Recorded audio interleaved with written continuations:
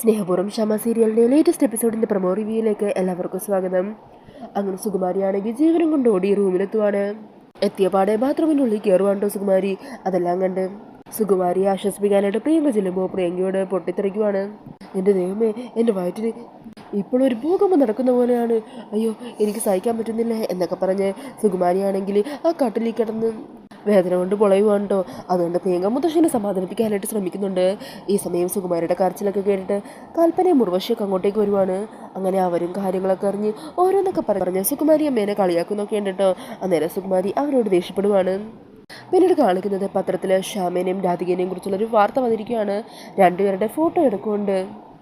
ശബ്ദത്തിലും കാണാനുമൊക്കെ ഒരേപോലെയുള്ളവർ എന്നും പറഞ്ഞ് ക്യാപ്ഷനോട് കൂടിയൊക്കെയാണ് കേട്ടോ ആ ഒരു വാർത്ത വന്നിരിക്കുന്നത്.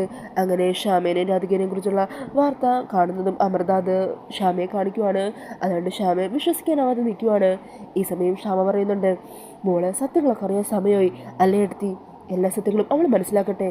ഇനിയും അവൾക്ക് മുമ്പിൽ ഇനി ഒളിച്ചുകളിയില്ല, ഒളിവും മറയൊന്നുമില്ലാതെ ഇനി എനിക്കെൻ്റെ മോളെ സ്നേഹിക്കണം. അവളെ ഇപ്പം തന്നെ ഇങ്ങോട്ടേക്ക് വിളിച്ചു വരുത്താൻ പോകുക ഞാൻ. അവളോട് എല്ലാ സത്യങ്ങളും പറയണം. അങ്ങനെ പറഞ്ഞ് ശ്യാമ ഫോണെടുത്ത് രാധികേനെ വിളിക്കുവാണ്. അന്നേരം രാധിക സന്തോഷത്തോടെ ശ്യാമയുടെ ഫോൺ എടുക്കുക. ഫിദ മാഡം, എന്തൊക്കെയാണ് വിശേഷങ്ങൾ? അന്നേരം ശ്യാമ പറയണേ, മോളെ മോളെ എനിക്ക് അത്യാവശ്യമായിട്ട് മോളെ ഉണ്ടെന്ന് കാണണമായിരുന്നല്ലോ, ഒന്നിങ്ങോട്ട് വരാമോ? അതിനെന്താ മാഡം, വരാമല്ലോ.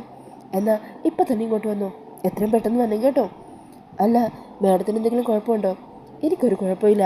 ഇനി അതാലോചിച്ച് മോള് ടെൻഷൻ ആവണ്ട. ഇത്രയും പെട്ടെന്ന് മോളിങ്ങോട്ട് വരണം. മോളോട് ഒരു കാര്യം പറയാനാ. അങ്ങനെ രാധിക എന്താണെന്നറിയാതെ ആ ഒരു ആൻസൈറ്റിയിൽ അവിടെ നിൽക്കുവാണ്. പിന്നീട് കാണിക്കുന്നത് വരുണിൻ്റെ ഓഫീസാണ്. അങ്ങനെ വരുൺ ഓഫീസിലിരിക്കുമായിരിക്കും. ഈ സമയം ബെഞ്ചമിൻ അരികെ നിൽക്കുന്നുണ്ട്. അന്നേരം കേസ് അന്വേഷിക്കുന്ന ഒരു CI വരുണിനെ കാണാനായിട്ട് എത്തുവാണ്. എന്നിട്ട് ആ കൊലപാതക സംഘത്തിലുള്ളൊരു പ്രതിനെ ഇന്ന് പിടികൂടിയതും അവൻ പോലീസിൻ്റെ കയ്യിൽ നിന്ന് രക്ഷപ്പെട്ടു പോയ സംഭവങ്ങളൊക്കെ ഉണ്ടല്ലോ, അതൊക്കെ വരുണിനോട് ഡീറ്റെയിൽ ആയിട്ട് പറയുവാണ് കേട്ടോ. ഈ സമയം ആ CI പറയണേന്, അവനെ രക്ഷിക്കാൻ വന്ന ആളുണ്ടല്ലോ, അയാൾ ആ ബൈക്ക് എടുത്തതും തിരിച്ചു വെച്ചതുമെല്ലാം വരുണിൻ്റെ ഓഫീസിൻ്റെ 500 മീറ്റർ റേഡിയസിനുള്ളിൽ തന്നെയാണ്. അതിനർത്ഥം വരുണിൻ്റെ തൊട്ടടുത്ത് തന്നെയാണ് കൊലയാളി നിൽക്കുന്നത്. അങ്ങനെ പോലീസിൻ്റെ ആ വാക്കുകൾ കേൾക്കുന്നതും വിശ്വസിക്കാനാവാതെ നിൽക്കുവാണ് വരുൺ. അന്നേരം ടെൻഷനിൽ പരിഭ്രമത്തോടു കൂടി ബെഞ്ചമിനും താൻ പിടിക്കപ്പെടുമെന്നുള്ളൊരു ചെറിയ ഭയത്തിൽ നിൽക്കുന്നുണ്ട്. അപ്പോൾ അതൊക്കെയാണ് ലേറ്റസ്റ്റ് പ്രൊമോയിൽ കാണിക്കുന്നത്. ഈ ഒരു പ്രൊമോ റിവ്യൂ ഇഷ്ടമായിട്ടുണ്ടെങ്കിൽ മറക്കാതെ വീഡിയോ ഒന്ന് ലൈക്ക് ചെയ്യണേ. ഇതുപോലുള്ള കൂടുതൽ റിവ്യൂസിനായിട്ട് ഈ ചാനൽ ഒന്ന് സബ്സ്ക്രൈബ് ചെയ്തും കൂടി സപ്പോർട്ട് ചെയ്യണേ. താങ്ക്